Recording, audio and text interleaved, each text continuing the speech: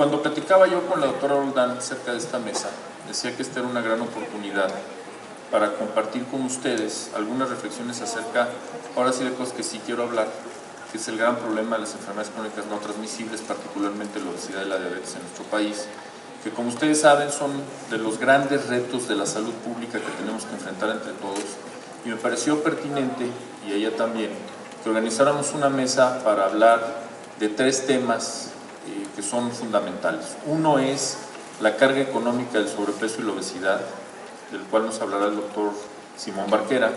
Otro es el modelo de atención integral de la diabetes mellitus, del cual nos hablará el doctor Roberto Tapia.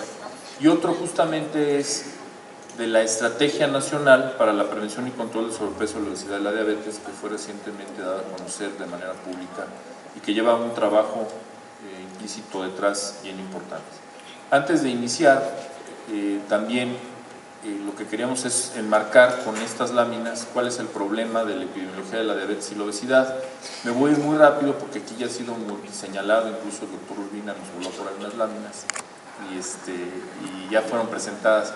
Y la verdad es que ustedes conocen cuál es el problema, pero sí vale la pena destacar que quizá son problemas los problemas más serios que estamos enfrentando y necesitamos atacarlos de manera inmediata. Y de verdad que la situación, como ahí está señalado en la segunda viñeta, es absolutamente crítica. Y sobre todo, como ha sido también dicho en este y en otros foros, si no intervenimos ya, vamos a tener un problema de viabilidad de país. Y además también estamos viendo la posibilidad de que por primera vez en la historia de nuestro país tengamos una generación que viva menos que la generación de la cual viene.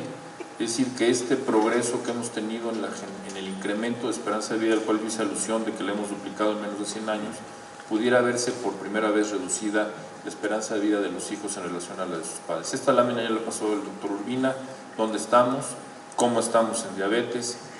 Algunos aspectos que sí quisiera yo destacar es que el 63% del total de las muertes anuales a nivel mundial es por este tipo de enfermedades. Entonces, sí vale la pena decirlo, porque no es un problema patrimonio de nuestro país, lamentablemente. Es un asunto tan grave que ya es motivo de una estrategia propiciada, apoyada y señalada por la Organización Mundial de la Salud de que tenemos que hacer algo con las enfermedades crónicas no transmisibles. Pero no solo por la Organización Mundial de la Salud, incluso el famoso Foro Económico Mundial que se reúne en Davos, Suiza, todos los años, también la trae como una prioridad. Es decir, es el problema tan importante como lo ven aquí ustedes en esta lámina, 36 millones de muertes, 80% por cierto concentradas en países como el nuestro, 9 millones de muertes atribuibles se producen en menores de 60 años, 1.500 millones de adultos tenían sobrepeso, 43 millones de niños menores de 5 años con sobrepeso, en fin, más de 347 millones de personas con diabetes en el mundo. O sea, estas cifras por sí mismas son absolutamente elocuentes. ¿Y qué pasa? En América está afectando a la población cada vez con tasas más elevadas, sigue creciendo. Las encuestas nacionales que se han hecho en el hemisferio nos hablan de prevalencias de obesidad que van aumentando en todos los grupos de edad, niños con obesidad, como aquí está señalado, adolescentes obesos, en fin, tenemos un problema que no solo afecta a un grupo de edad, sino a todos. Y la diabetes mellitus, pues qué les digo, la tipo 2, 85 a 90% de todos los pacientes detectados de manera tardía, como aquí está señalado, en gente de cierta edad, cuando ya tenemos o empiezan a presentarse con complicaciones o con mayor posibilidad de que se generen las mismas. En fin, en México un 9.2% de la gente con diabetes. Aquí están los estados con las prevalencias más altas, que son muchos, el porcentaje de individuos, de pacientes que no acudieron al médico a control glicémico a pesar de saber que tenían que acudir, que es bastante elevado. Y bueno, pues ya sabemos que es la segunda causa de muerte en población mexicana y representa una gran cantidad, cerca de 80,000 defunciones al año por diabetes de las alrededor de medio millón que ocurren en nuestro país. Cuestiones que tienen que ver incluso con aspectos de afectación en el desempeño, en los riesgos producidos por la obesidad en relación a las personas que no tienen este problema. No leo ahí los datos, ustedes los están viendo, pero es claro, clarísimo que el impacto que tiene la obesidad en su forma de vida, en su productividad, en su desempeño, en su futuro, pues es ya ya una realidad y algo tenemos que hacer. Y ahí están los últimos datos y además pues las noticias no son necesariamente muy buenas, incremento de 2.2% en la prevalencia en los últimos 6 años. Quizá la buena noticia de ahí es que se ha incrementado un poquitito el tratamiento con insulina, pero sigue siendo verdaderamente lamentable que solamente el 13.1% de los pacientes que deberían de lo estén haciendo, y el control metabólico es verdaderamente de llamar la atención en dónde estamos y todo el margen de oportunidad que tenemos, porque solo la cuarta parte de los pacientes que tienen diabetes están en control metabólico. Ni qué hablar de la obesidad. Y aquí una reflexión que he hecho que quiero hacer en este foro y que le he señalado en otros en los que he tenido oportunidad de hacerlo. ¿Se acuerdan cuando recientemente la FAO dijo que éramos el primer lugar y eso sí fue trending topic y salió en las noticias y bla bla bla? Se lo recordarán, primer lugar de obesidad, y se hizo todo un escándalo mediático. La verdad es que con estas cifras es irrelevante, somos el primero, el segundo, el décimo, el que ustedes quieran. 7 de cada 10 adultos con obesidad y sobrepeso y 3 de cada 10 niños con obesidad y sobrepeso. Es irrelevante en qué lugar estamos, es un problemón que hay que atender. Ahí está, defunciones por diabetes, cómo van y cómo han ido. Y bueno, no me detengo, pero sí hay que señalarlo, ya el doctor Urbina habló de ello. Presento una gráfica más bonita porque la de está muy fea, esa está más bonita, pero es lo mismo, no me voy a detener en ello, es simple y sencillamente señalar que sí tenemos que abordar el tema desde la perspectiva de los determinantes sociales de la salud. ¿Qué vamos a ver hoy? La carga económica del sobrepeso y la obesidad por el doctor Barquera. Él es médico cirujano de la UAM, especialista maestro y doctorado en epidemiología de Tufts en Boston, miembro del sistema institucional de investigadores. Además es coautor de la sección de obesidad justo en el SANUD 2006 y 2012, en la Encuesta Nacional de Salud en 2000 y desde 1999, y actualmente es el director de enfermedades crónicas y dieta en el Instituto Nacional de Salud Pública. Después vamos a escuchar al doctor Roberto Tapia. Creo que el doctor Tapia no necesita presentación, expresidente, es además médico cirujano, maestro en salud pública, doctorado en ciencias, miembro de la Academia Nacional de Medicina, de Cirugía y de la Mexicana de Ciencias. Y bueno, pues no tengo mucho que agregar a lo que todos conocemos del doctor Roberto Tapia, a quien desde luego le agradezco que, igual que a Simón y a Eduardo, que hayan aceptado la invitación para estar en esta mesa. Y finalmente vamos a escuchar desde la perspectiva de la política pública qué estamos tratando de hacer e instrumentar en materia de enfrentar este problema de sobrepeso, obesidad y diabetes por Eduardo Jaramillo. Él es licenciado en Ciencias Políticas y Administración Pública, maestro en Economía por la Universidad de Birmingham en Inglaterra y doctor en Ciencias Políticas y Sociales en la UNAM. Y ustedes se preguntarán, bueno, pues ¿por qué no?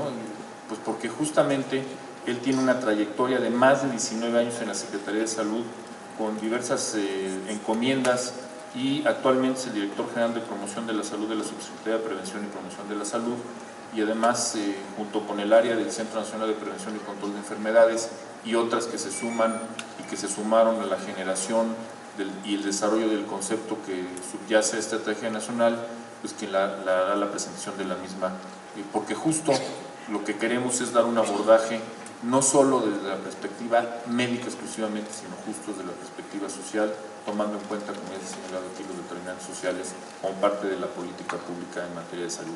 Dicho esto, yo le cedo la palabra al doctor Simón Barquera para que nos hable del tema de la carga económica del sobrepeso y la obesidad. Adelante, Simón, muchísimas gracias.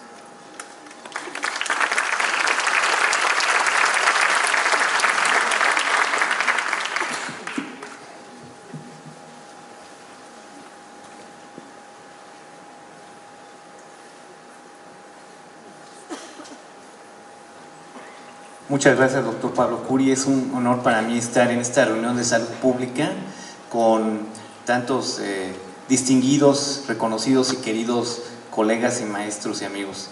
El día de hoy voy a hablar, como mencionaba el doctor Curi, de la carga económica del sobrepeso y la obesidad en México. Les voy a presentar un poco de los datos que hemos recolectado en el instituto y quiero reconocer a mis colaboradores, en esta ocasión especialmente a la maestra Andrea Pedrosa, que es de San Luis Potosí y fue a hacer una maestría con nosotros. Ya se recibió con honores y ahora está trabajando en estos modelos que voy a presentar. El objetivo pues es hablar un poco de los determinantes, costos y proyecciones de la obesidad en México, utilizando estos datos recientes y tratando de dar una visión de salud pública de cómo pensamos que esto se podría un poco atacar y donde vean muchas coincidencias con lo que ya se está proponiendo. Como normalmente nos enseñan en la facultad, la obesidad tiende a ser producto de un desequilibrio entre la dieta y el gasto de energía. Pero como ya mencionó muy detalladamente el doctor Urbina, esto tiene una serie de determinantes subyacentes y básicos que lo condicionan y que es donde realmente hay oportunidades de incidir. Cuando uno ve los análisis de todos estos determinantes de la obesidad, pues se produce una red que prácticamente es muy difícil de abordar, pero se han identificado una serie de constructos donde hay muchas buenas oportunidades en el ambiente activo, en la actividad individual, en las características psicológicas de los individuos, en el consumo de alimentos, en la disponibilidad de alimentos, en la producción, en las influencias sociales y desde luego sin descartar aspectos biológicos. Esta mortalidad que hemos observado en los últimos años crecer muchísimo en diabetes mellitus y enfermedades isquémicas del corazón, pues no es una casualidad, porque son 4 factores muy importantes, 3 factores muy importantes de riesgo los que causan la mitad de las muertes en el mundo, y 2 de estos son la dieta, malas dietas y una muy importante inactividad física. En México, cuando hemos tratado de distinguir y de clasificar los factores de riesgo que contribuyen a la mortalidad, pues entre los principales están la glucosa alta, la obesidad, la hipertensión, el consumo de alcohol, bajo consumo de frutas y verduras, inactividad física y un elevado nivel de colesterol, como los factores que tienen que ver con la dieta y que están relacionados con la alimentación, la inactividad y la obesidad. Es decir, de los 10 principales factores que contribuyen a la mortalidad en México, 8 tienen que ver con los estilos de vida de forma muy importante, y eso puede ser una buena noticia porque habla de la oportunidad que tendríamos de hacer modificaciones que mejoraran la esperanza de vida. Entre las principales causas de mortalidad, pues dependiendo de cómo se clasifiquen, está la isquemia cardíaca, todas las enfermedades del corazón, la diabetes mellitus y accidente vascular cerebral.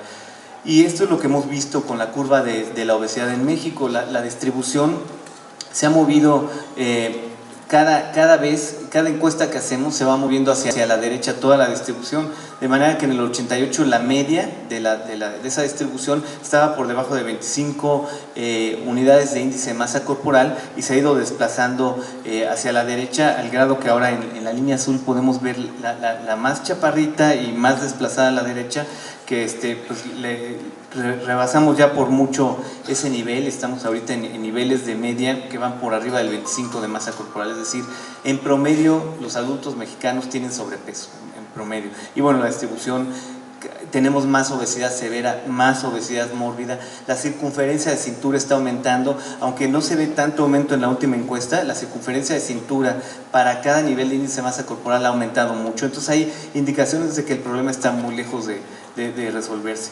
Ahora, nosotros hemos tratado de identificar cuáles serían los costos de esto y cuáles serían los impactos. Entonces, bueno, hemos hecho algunos modelos. Este es, por ejemplo, un modelo que hicimos para una revista inglesa, donde ponemos cuáles serían la tendencia esperada de sobrepeso y obesidad en el 2030 y 2050 de mantenerse estas tendencias. Por supuesto que no esperamos que esto vaya a ocurrir, pero bueno, si así fuera, para el 2030 tal vez 81% de los hombres y 85% de las mujeres tendrían sobrepeso y obesidad. Y bueno, con este tipo de modelos es con los que se calcula cuál sería el gasto de no incidir o de no tener cambios. Ya se ha discutido mucho si México es el primer país o no a nivel regional, y coincido plenamente con el doctor Curi en que lo importante no es en qué lugar está, sino que una gran cantidad de países, por ejemplo en este caso de la región latinoamericana, están por arriba del 50% de sobrepeso y obesidad, y esto habla de un problema que es global, no es solo un problema de México, y muchos países de nivel similar y de nivel de desarrollo similar al de México están con el mismo problema. Si ven Chile y Argentina, pues es prácticamente la misma prevalencia de obesidad de México. En cuanto a diabetes, pues también hemos visto una tendencia en la que se ha incrementado mucho. Vemos en la ENSANUD 2012 ya un 9.1% de personas que tienen un hallazgo conocido de diabetes. Entonces asumimos que el diagnóstico ha mejorado. Lo que no sabemos todavía es qué porcentaje es perdón, de diabéticos conocidos, y lo que no sabemos es qué porcentaje va a ser por hallazgo. Entonces eso es una cosa que falta por saber y que también nos va a ayudar un poco a perfeccionar estos modelos. Cuando vemos los casos de enfermedad coronaria como una proyección en mayores de 35 años, vemos cifras que pueden ser alarmantes. Del 2010 de 137,000 casos en hombres, podríamos subir al 2020 a 181,000 casos y al 2030 a 222,000 casos, es decir, para el 2030 podrían haber nuevos casos de enfermedad superiores a la cantidad de habitantes de muchas ciudades del país, y en mujeres, aunque no tanto, pues también una cifra muy importante. Lo más grave de los eventos coronarios es que la incidencia proyectada es sobre todo en las edades de 35 a 54 años, que son algunos de los grupos de edad más productivos en todos los ámbitos en el país, y entonces sería una carga sumamente fuerte a la productividad, a la economía de las familias, y también, por supuesto, un problema nacional, ¿no?, que nos haría comprometer incluso económicamente. Si vemos de estas muertes, ¿cuántas se atribuyen a obesidad? Pues es una gran cantidad. Aquí vemos del 2008 hasta abajo al 2017 hasta arriba, ¿cuántas de estas muertes se atribuyen a obesidad? En verde están las que tienen que ver con diabetes mellitus, y en azul las que tienen que ver con enfermedades cardiovasculares. O sea, el mayor impacto de la obesidad es en enfermedades cardiovasculares y en diabetes mellitus, pero hemos analizado otras 14 enfermedades en las que hay un gran impacto de mortalidad, como cáncer de colon, cáncer de mama, problemas osteoarticulares, una serie de enfermedades donde tiene mucho que ver la obesidad, además de estas. Ahora, ¿por qué podemos ser optimistas? Hay una serie de estudios que demuestran que pequeñas reducciones en el índice de masa corporal tienen grandes beneficios. Entonces, si nosotros modelamos con estas reducciones en índice de masa corporal, ¿cuántos serían los casos por 100,000 habitantes que se evitarían? Pues habría un gran beneficio solo de reducir un punto de índice de masa corporal a la población, que sería el equivalente a 2 o 3 kilos. Si solo lográramos bajar 2 o 3 kilos a las personas con sobrepeso, pues se salvarían miles de personas por cáncer, enfermedad cardiovascular, osteoartritis, diabetes, hipertensión.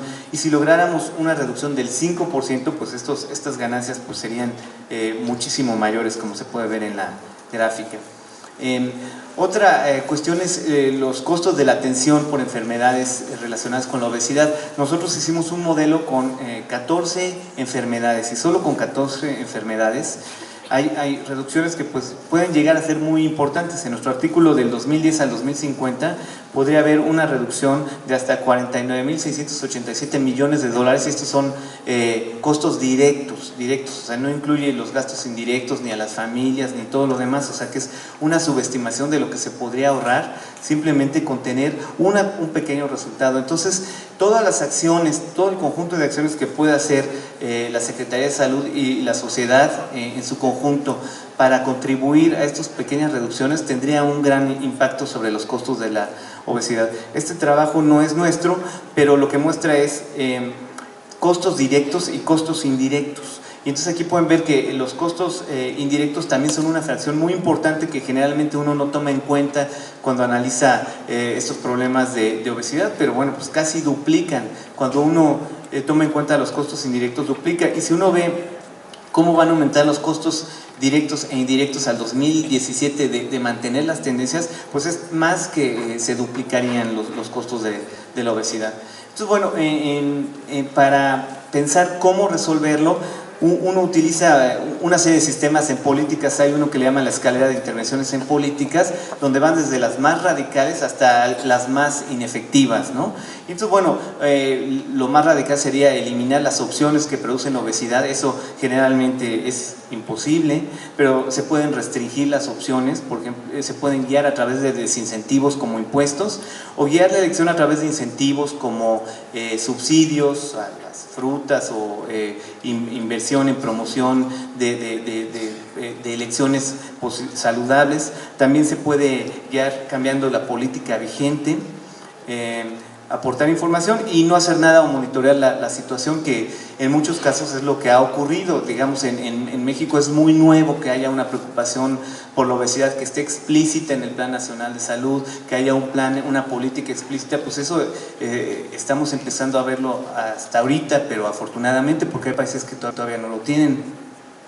En el 2008 una de las cosas que publicamos fue que los refrescos eran un bien elástico, es decir, que si aumentaba el precio disminuía el consumo, y ese análisis pues es de las cosas que nos permitieron ver esa oportunidad que habría de poner impuestos a los refrescos, y entonces dar esta evidencia a los tomadores de decisión para que se animaran a intentarlo, porque bueno, pues además de generar recurso, pues está claro que los bienes elásticos pues lo que tienen como efecto es reducción del consumo, y siendo un consumo tan importante en México, pues esperar esa reducción. En la serie Lancet de 2010 sobre políticas de salud, pusieron el costo por persona por año de diversas políticas. Entonces aquí pueden ver, por ejemplo, cuánto cuesta por persona una intervención en la escuela, en el trabajo, campañas de medios de comunicación, medidas fiscales, consejería médica, etcétera. Entonces, por ejemplo, aquí vemos que hay un grupo de medidas que son de muy bajo costo por persona, como las medidas fiscales, regulación de publicidad, etiquetado nutricional, y que pueden llegar a tener un gran efecto. Entonces, estas son de las que pensamos que se deben de considerar mucho como medidas integrales dentro de todo un plan para controlar la obesidad. Desde luego que la consejería médica es muy importante, pero es una estrategia pues que es cara y que pues no llega a todo mundo, y hay otras medidas como las intervenciones en las escuelas que pues se ha ido aprendiendo mucho y ahorita ya se encuentra que son costo efectivas. En lo de etiquetado pues es muy importante buscar un etiquetado que sea informativo, que no sea desorientador como el que tenemos ahora, que es un etiquetado que usa estos globitos que se llaman los GDAs, pues que es un etiquetado diseñado por la industria y que tiene como fin promocionar los productos. Es un etiquetado que desorienta. Por ejemplo, ahí ustedes ven, este producto tiene 1% de sodio y solo 5% de las calorías, pero eso es una pieza y tiene 10 piezas y son como gansitos. Entonces imagínense, si hacemos las verdaderas cuentas de este producto, es un producto malísimo que podría contribuir con grasas saturadas y con muchas calorías a niños, ¿no? Entonces tenemos que tratar de eliminar este tipo de etiquetados y tener un etiquetado que tenga evidencia de ayudar a la población a tomar mejores elecciones.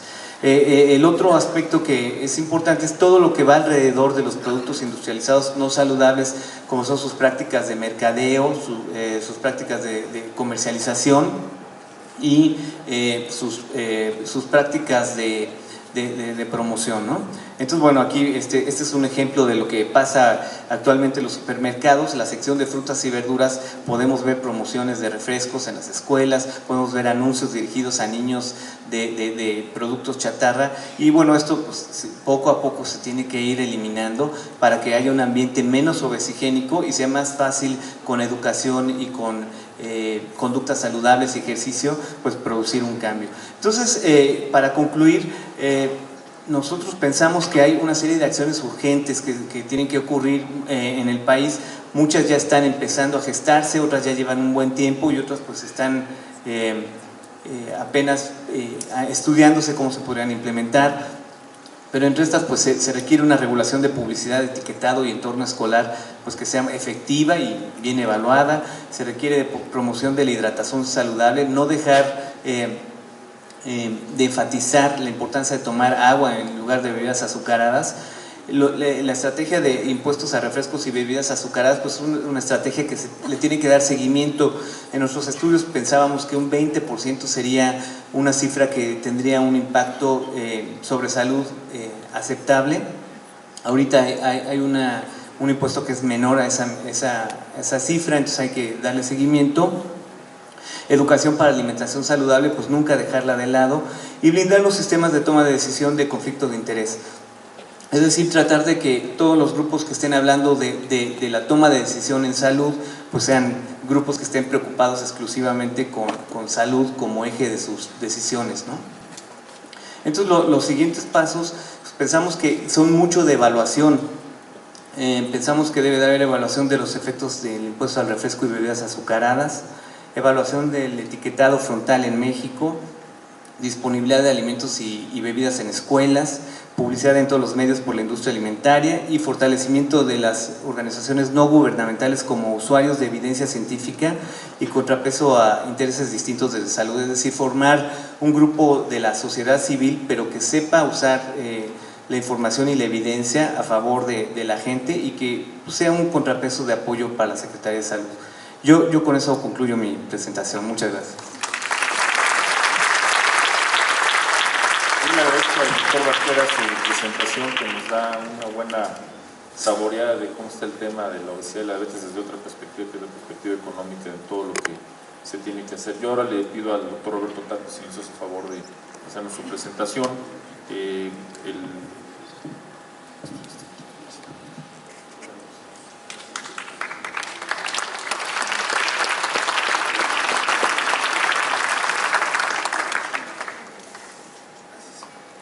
Muy buenas tardes, muy buenos días. Pues muchísimas gracias al doctor Curi por invitarnos no solo a compartir con ustedes esto, sino de habernos invitado a sumar lo que voy a platicar con ustedes en torno a esta estrategia nacional que efectivamente, sin lugar a dudas, que estamos ante el planteamiento más coherente que hemos visto en los últimos 20 años. Creo que es un tema que aborda mucho de lo que ya combina. Es un proceso que inicia y que lo tenemos que ir vigilando, pero que ha permitido el hacer la suma de muchos conceptos que son vitales. Yo quiero aprovechar estos segundos para reiterar el agradecimiento al doctor Posadas por su anfitrionidad hacia la sociedad misma, a la doctora Silvia Roldán, la presidenta, por haber logrado el integrar un trabajo que no es sencillo y sobre todo en una transición que no fue tan fácil, pero que se está consolidando, y tener esta sesión hoy aquí es, creo que muy relevante. Muchísimas gracias. ¿Qué les quiero platicar? Pues de algo muy interesante que nos ha ocupado a quienes estamos en el Instituto Carlos Slim, a Héctor Gallardo, a Rodrigo Saucedo, a todos los que ustedes ven allá afuera en el espacio que nos han permitido montar, en pensar qué hacer en torno a la diabetes. Es decir, ¿qué tenemos que hacer? Pues hicimos un análisis del problema, dónde estaba, todo este proceso de la causa, las causas y las causas de la causa de la causa, tratando de llegar hacia dónde. Y había que romper paradigmas, pero había que hacer una cartera mucho más amplia y mucho más, digamos, puntual, para también estar adelantándonos al futuro y no solo ver el hoy. Entonces, es de los que le quiero compartir, y en verdad agradecerle al doctor Curi a su disposición de que esto le fue de interés, y a la secretaria Mercedes Juan de habernos invitado a formar parte de la estrategia. El tema es que tenemos que partir del concepto de la persona que es sana, de la que está en riesgo y de la que está enferma, y tenemos esta agenda que voy a platicar muy rápido con ustedes, desde la medición activa, la parte metabólica que hoy el mundo, la ciencia nos está permitiendo tener y que se va a ir incorporando paulatinamente, cómo las tecnologías nos van a ayudar a tener un mayor seguimiento, la cantidad de cómo usar esas tecnologías para la parte de salud, y después hablar de un poco de lo que estamos haciendo en la parte genómica de diabetes, y después un elemento muy operativo a nivel de justo de la atención primaria de la salud.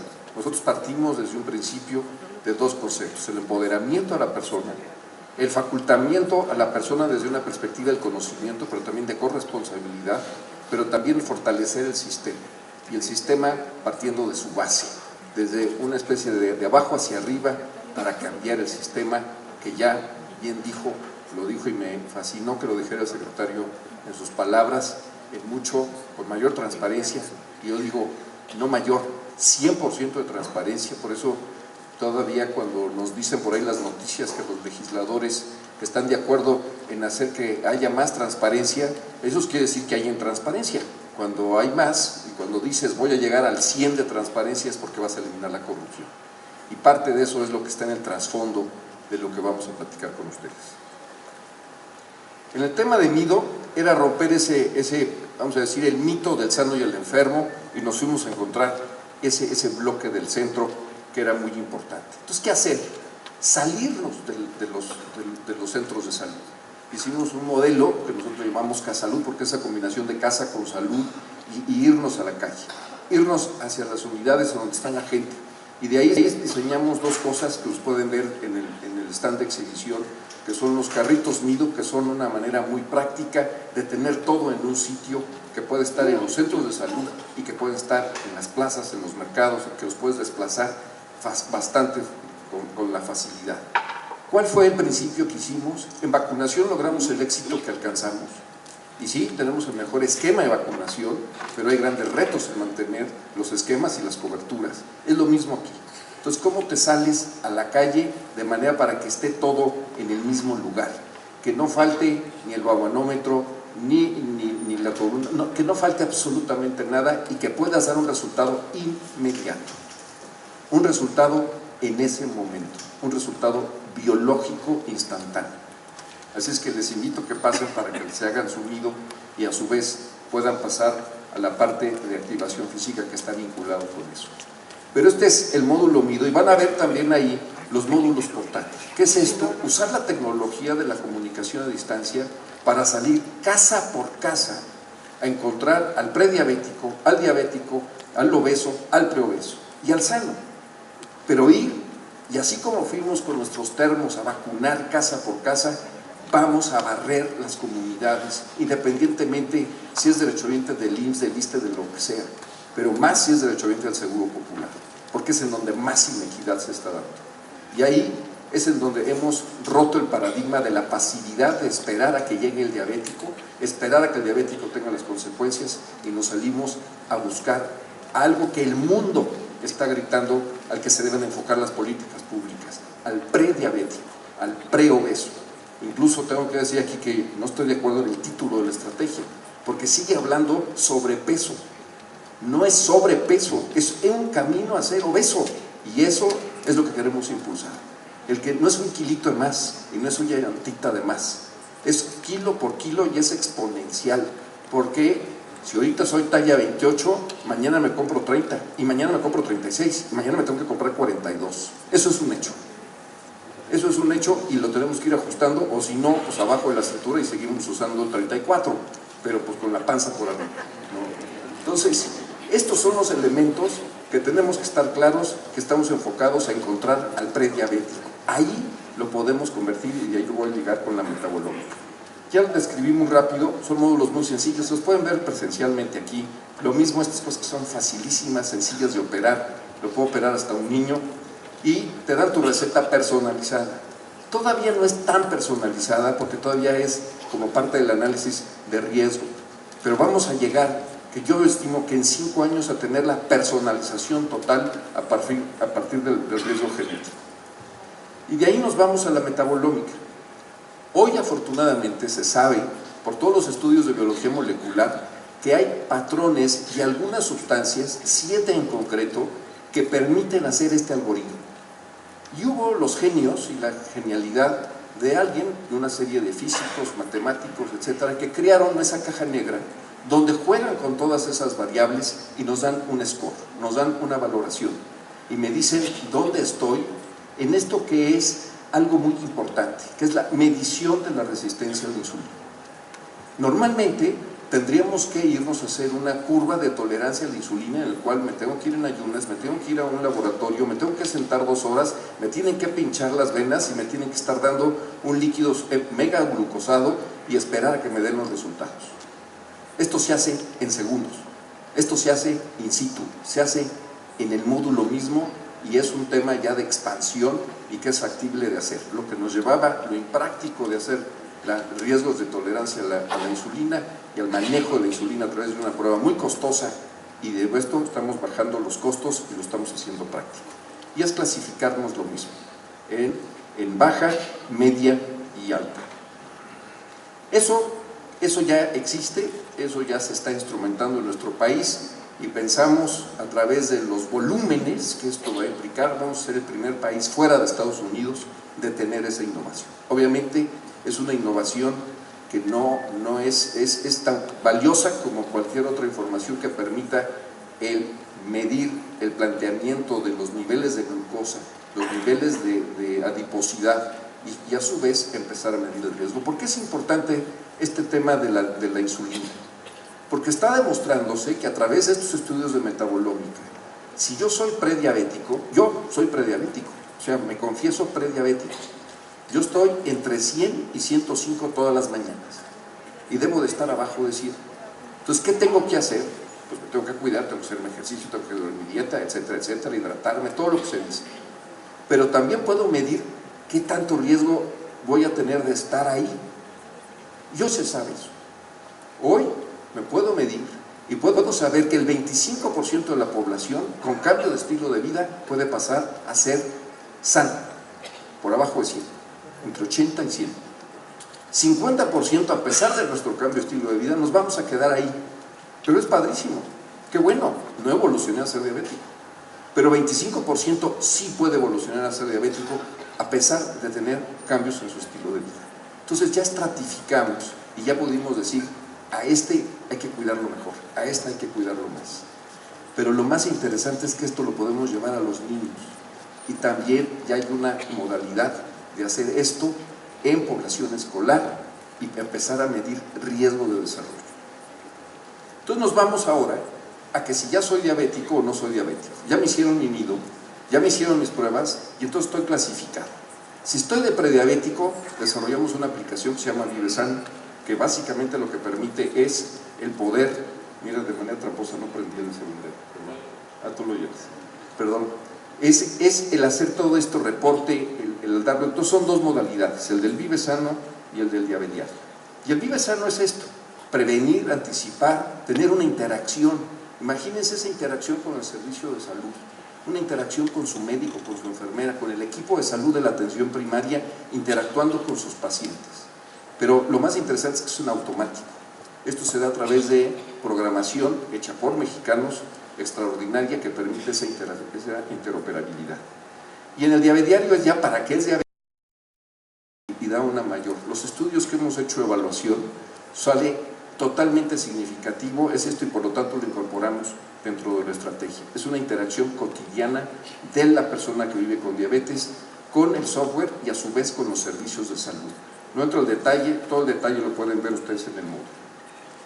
Pero también nos fuimos a qué tanto se había estudiado el componente de la genómica en la población mexicana. Cero. Hicimos un mega Instituto Nacional de Medicina Genómica. Qué precioso, qué materializa la información. Se da necesariamente un paso hacia la transparencia y se puede empezar a rendir cuentas. Y por último, pues necesitamos fortalecer el capital humano. Necesitamos hacer que todos seamos expertos en el manejo de las enfermedades crónicas. Fuimos muy buenos en las infecciosas, eliminamos las diarreas, las infecciones respiratorias, las vacunas nos ayudaron, nos entrenaron en hidratación oral, éramos unos buenazos en ese tema. El modelo de salud se quedó ahí, pero todo eso era agudo, era rápido. Aproximadamente 3 eventos diarreicos en un niño antes de cumplir su primer año de edad. Aproximadamente 9 eventos respiratorios en un niño antes de cumplir un año de edad. Ese era con lo que arrancamos. Pero hoy son personas que viven con diabetes y viven toda su vida con diabetes y sus consecuencias, por lo tanto. Entonces el sistema debe de ser efectivo y de tomar y seguir y que haya, lo que decía el doctor Urbina, continuidad, acabativa en mantener controlado a la persona. Y para eso las aplicaciones de celular, el seguimiento y monitoreo, las pruebas metabólicas, etc. Pero central era que estemos actualizados.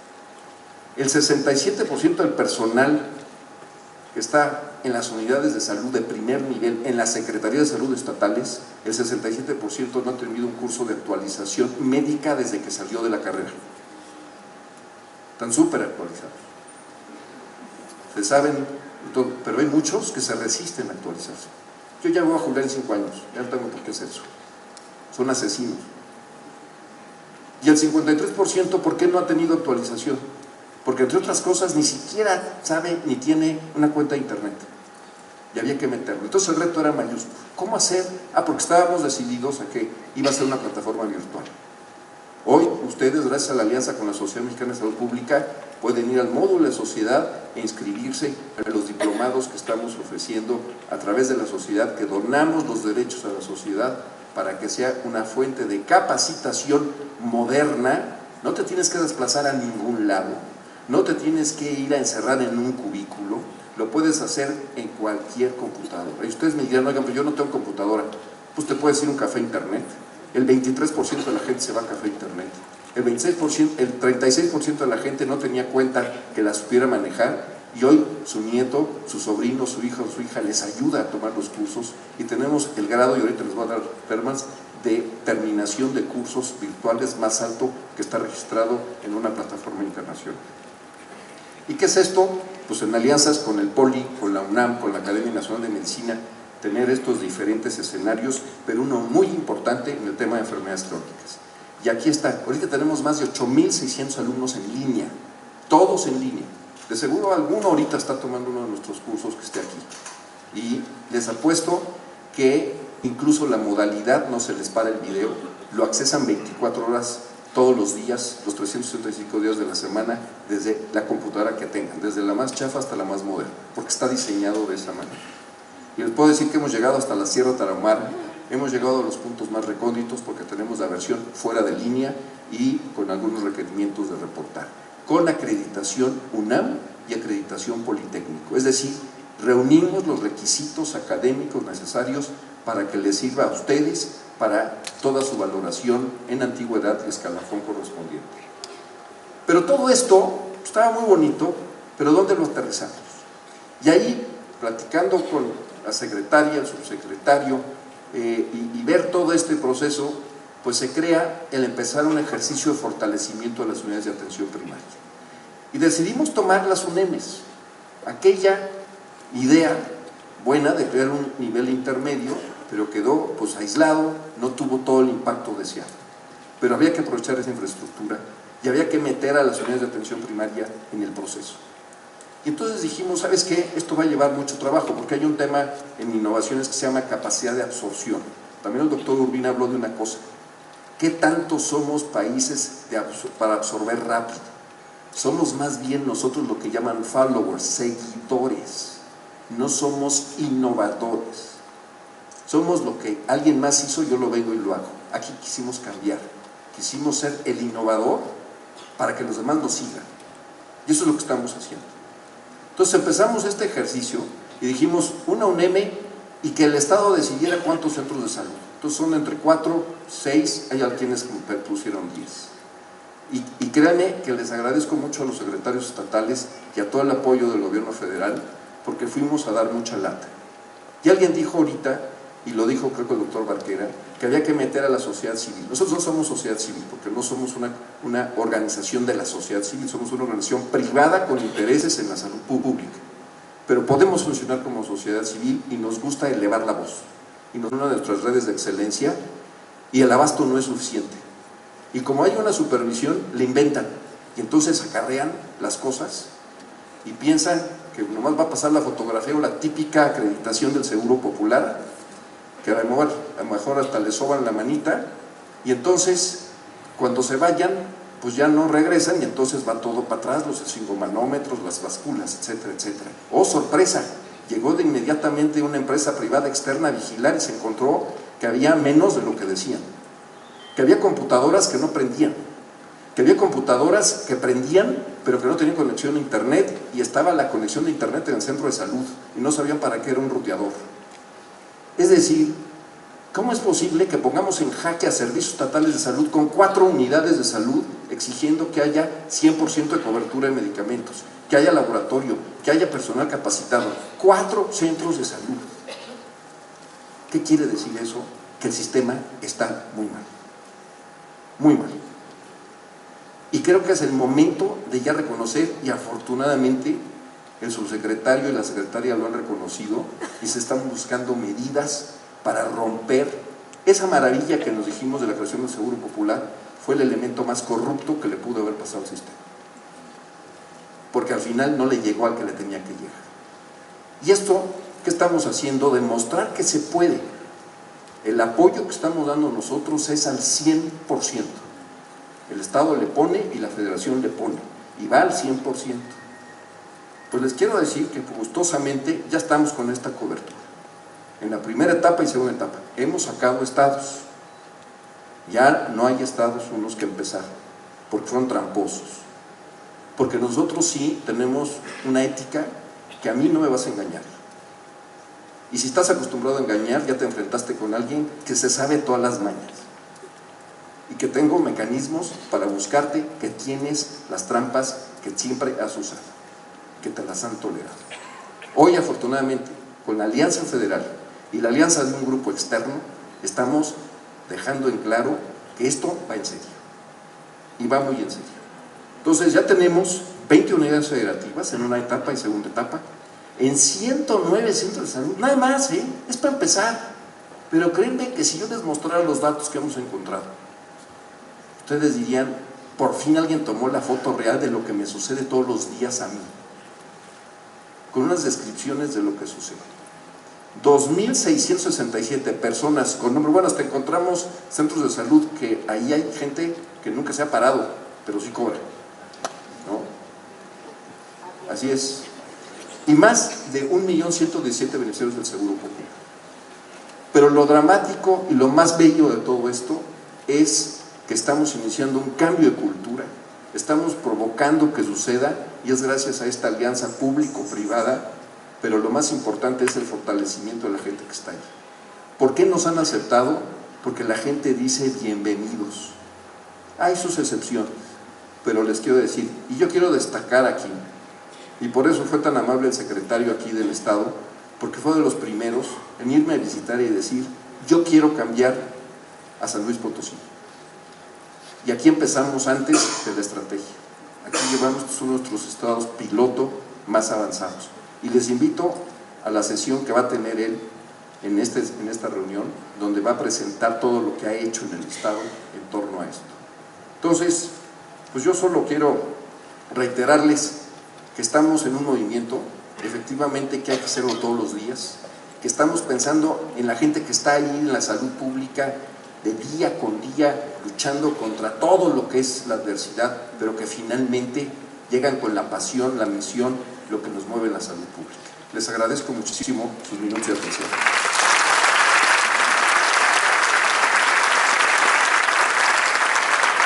Gracias, doctor Tapia.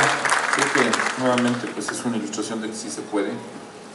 Yo quiero señalar que sí ha sido una alianza muy productiva, no exenta de algunos críticos que han dicho que qué barbaridad, pero como le dije a esos críticos en algún momento, pues la verdad es que lo que hemos venido haciendo no ha funcionado. Así es que vamos a probar todas las opciones que tengamos a la mano, sobre todo cuando hay la intención de que sean claras, transparentes, una relación absolutamente transparente y clara entre la iniciativa privada y la Secretaría de Salud, y que ha dado muestras de que también hay una necesidad imperiosa en el nivel operativo de que lleguemos con este tipo de soluciones, porque te las claman, te dicen qué bueno que están haciendo esto, les agradecemos que lo estén haciendo, que estamos poniendo el dedo en la llaga, y eso es hacer política pública, hacer dentro de la política pública lo que es posible, no necesariamente lo que es ideal, pero sí lo que es posible, y ir avanzando en ello.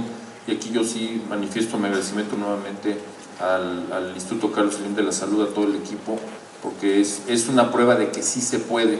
Claro, ustedes miran 109 centros de salud de 12,000 o de 18,000, dependiendo si vemos los de la Secretaría o los de todo el sistema, son casi 20,000. Tenemos que empezar por algún lado. Y como le dije al inicio de mi presentación, si no empezamos ya, no vamos a tener viabilidad del país en las siguientes décadas. Entonces, es un inicio, es lo que estamos haciendo. Le deseo la palabra al doctor Eduardo Jaramillo, que nos va a hablar de la estrategia. Adelante, doctor.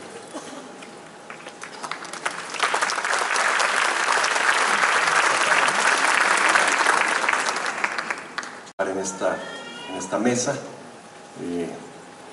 compartiendo con el doctor Roberto Tapia y con el doctor Simón Marquera. Antes de iniciar, quisiera hacer una reflexión que el doctor Posadas señaló al hacer la inauguración. Creo que el espacio y el tiempo son factores fundamentales de la reflexión, y hoy coincide el espacio y la efeméride aquí en San Luis Potosí. Fue el 20 de noviembre de 1910 cuando el Plan de San Luis, justamente lanzado por Francisco I. Madero, inició un movimiento revolucionario que culminó en una constitución social sin la cual no se explicaría el México moderno. Creo que esto es fundamental por el lugar que nos da abrigo el día de hoy, y fundamental por la fecha que rememoramos, entendiendo que el civismo no es solamente recordar fechas y nombres, sino tener en mente, en el aquí y en el ahora, cuál es la relevancia de esos ideales para las tareas cotidianas que tenemos que acometer en nuestro quehacer cotidiano. Esto tiene relevancia justamente porque en el constitucionalismo social se ubican derechos como el derecho a la salud, el derecho a la vivienda, el derecho al trabajo, el derecho a una vida digna. Y ese derecho, después de escuchar presentaciones como la del doctor Urbina, parecería ubicarse en el cielo de los iguales, con una gran desproporción de la tierra, de la economía, en donde están los desiguales. Sin duda que la estrategia que ahora presentaré es una forma, también lo comentó el doctor Posadas, de construir la política, de construir un centro en donde podamos hablar, en donde se pueda dialogar. Las posiciones extremas no sirven a la sociedad, llevan al inmovilismo. Los que quieren todo a cambio de nada y los que no quieren nada. Ambos son retardatarios y las dos posiciones son eminentemente conservadoras. Donde sí se puede transitar es en el acuerdo, en la política y en la construcción de consensos.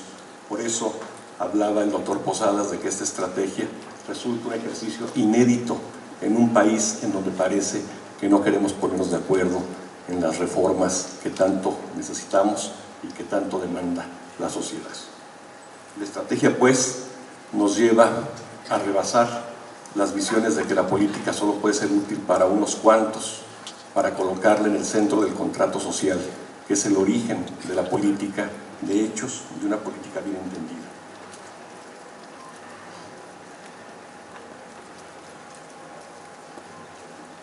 No me voy a detener en el tema de problemática y diagnóstico, creo que ya ha sido suficientemente tratada. Sin embargo, sí, en una perspectiva de determinantes sociales, reflexionar con ustedes que el tema de la obesidad y el sobrepeso en México es un problema que ha rebasado ya los linderos del sector de la salud. Por su dimensión, por su magnitud, por su frecuencia, es un problema que está impactando ya la competitividad económica, el desempeño laboral y, como decía el doctor Curi, incluso nuestra viabilidad como nación.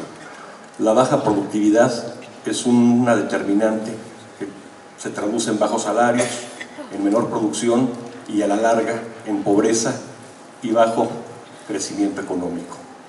Había que hablarles en estos términos en la Secretaría de Hacienda para que se sensibilizaran sobre la necesidad de tomar medidas que desde otros ámbitos afecten a la salud. Esto no es teorizar en intersectorialidad, esto es hacer política intersectorial. Esto es llevar a los hechos esa visión de que la promoción de la salud es mirar desde una perspectiva global los determinantes que están fuera del control del sector de la salud. El bajo rendimiento escolar, por supuesto, se traduce en un nivel de escolaridad bajo y en el mediano y largo plazo en empleos mal remunerados, subempleo, informalidad en la economía. Un alto gasto público y también privado, por estas condiciones que ya señalaba el doctor Tapia. No hemos abatido el gasto de bolsillo en salud a pesar de la importante inversión pública que se hace en este rubro. Una creciente demanda de servicios que en muchos lugares del mundo está desbordando los sistemas de salud. Eso se traduce en una mayor demanda, se traduce también en baja calidad y baja oportunidad en los servicios de salud. Finalmente, el tema que más nos importa es la reducción de bienestar de la población. Alguien decía que lo que se resuelve con dinero no es problema, pero cuando tenemos un problema de bienestar y de salud deteriorada, de años de vida perdidos, que ya no se resuelve con nada, estamos hablando del bienestar de las personas, de su calidad de vida.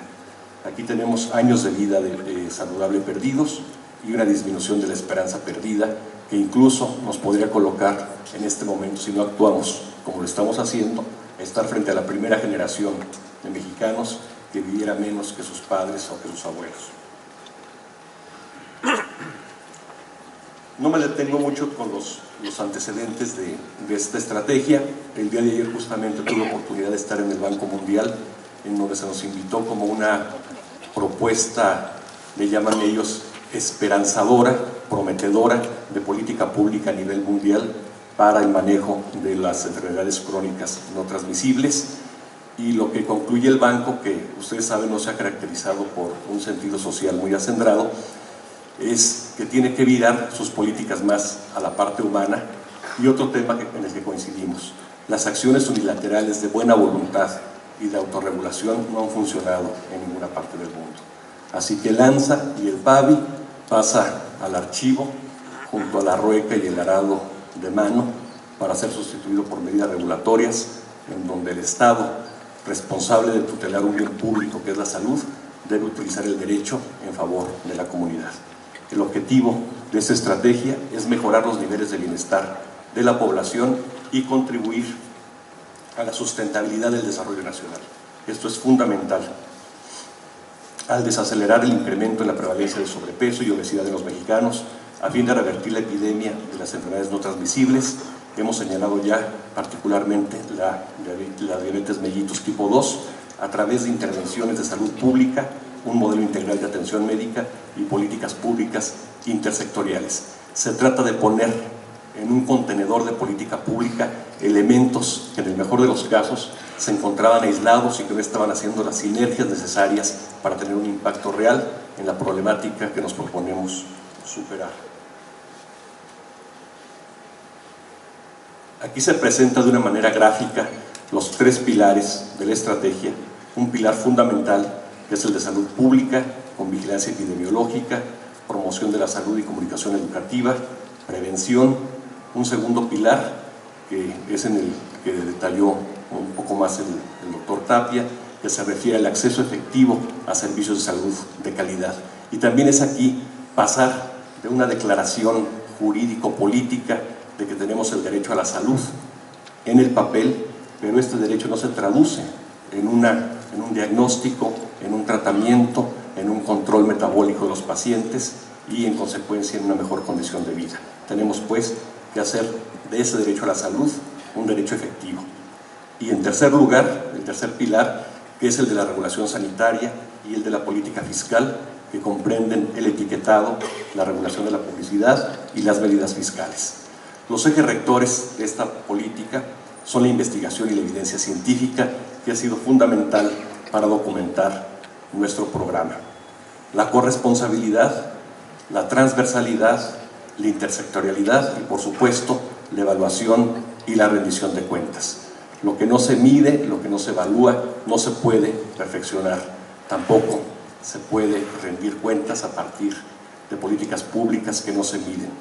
Todo este entramado de acciones estará medido, estará siendo monitoreado y supervisado por instrucciones presidenciales a través de un monitor, es decir, de un sistema de monitoreo, de un observatorio integral que esté incorporando entre sus variables los tres pilares de la estrategia: la salud pública, la atención médica, la regulación sanitaria y la política fiscal.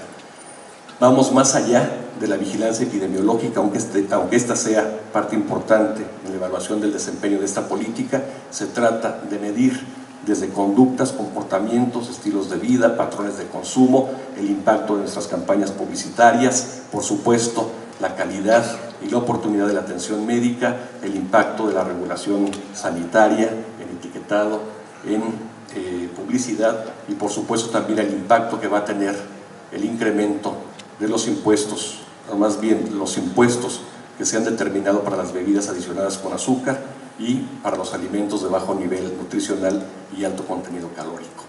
Creemos pues que esta política es una respuesta efectiva porque es integral, porque reúne todos los componentes. No hay una experiencia en el mundo que se esté dando desde esta perspectiva multiactor, multisectorial, multinivel y multitema. Los objetivos son incrementar la conciencia pública e individual sobre la obesidad y su asociación con las enfermedades crónicas no transmisibles, orientar, por supuesto, nuestro Sistema Nacional de Salud hacia la detección temprana. Ya se señalaba lo importante que es la búsqueda intencional de personas con factores de riesgo, con prediabetes, con obesidad, con sobrepeso, para ponerlos en control y corresponsabilizarlos en este ejercicio, resolviendo y controlando en el primer nivel de atención a través de medidas también, ya se ha señalado, como son el uso de tecnologías de punta, la capacitación y, por supuesto, la disposición de los insumos para el diagnóstico y el tratamiento de estos padecimientos. Finalmente, nuestro objetivo es desacelerar el incremento y la prevalencia de sobrepeso y obesidad y, por supuesto, de enfermedades crónicas no transmisibles, partiendo de un elemento muy realista. Un problema que se gestó por décadas, sería ilusorio comprometer su solución en unos cuantos meses o aún en unos cuantos años. Ustedes son profesionistas de la salud, particularmente salubristas públicos, y saben lo difícil que es arraigar el cambio en la población y sobre todo cuando se trata del cambio de cultura que implica corresponsabilizar a la ciudadanía en el autocuidado y mantenimiento de su salud. Me voy a ir rápidamente hasta la parte final que tiene que ver con nuestras metas. Lo que buscamos es detener la tendencia al incremento y mantener estables las prevalencias de sobrepeso y obesidad en la población adulta en 70% y en escolares en 30%. Alcanzar en 2014 el 35% de pacientes con diabetes mellitus tipo 2 en control metabólico adecuado, con un incremento progresivo hasta alcanzar el 50% en 2018. Sabemos que todo esto es complejo, que no son metas fáciles de alcanzar, pero que con el compromiso de todos los actores, la sociedad organizada, la academia, el Sistema Nacional de Salud y, como ya se ha visto, también del sector privado, podemos avanzar en la solución de un problema que puede condicionar o frenar el legítimo desarrollo de nuestro país. Muchas gracias.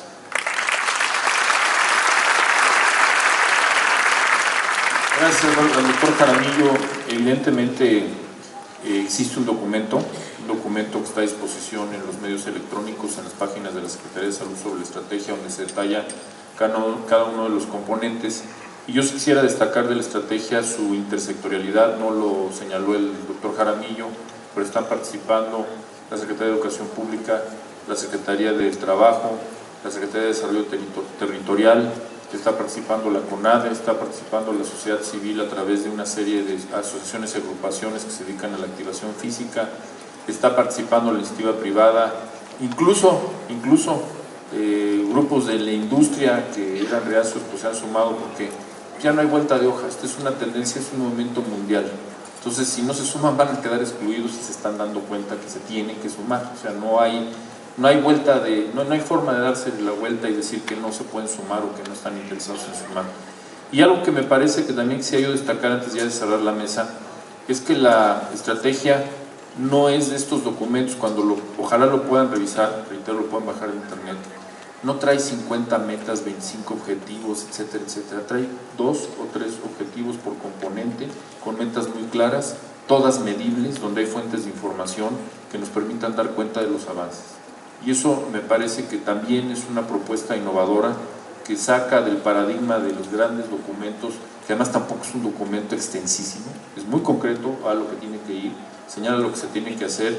Y ahora estamos, y comentaba yo con el doctor Posadas, en la próxima reunión del Consejo Nacional de Salud, que justo es dentro de una semana, vamos a proponer un acuerdo que siempre sirve, aunque luego no se ejecute, para que todos los estados desarrollen sus estrategias estatales en este sentido y sigan estas líneas y nos digan cómo le van a hacer, porque a fin de cuentas, eso es algo que también quiero dejar claramente señalado, la operación de los servicios de salud es responsabilidad de las autoridades estatales.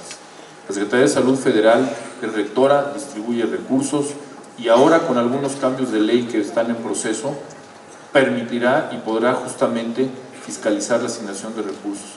Y no puedo guardar el comentario, porque lo decía el doctor Urbina, es que tenemos embarazos en adolescentes. Sí, y es lamentable, a pesar de que se transfieren gran cantidad de recursos a los estados para que compren métodos de planificación familiar que terminan sin comprar. Y les doy una noticia.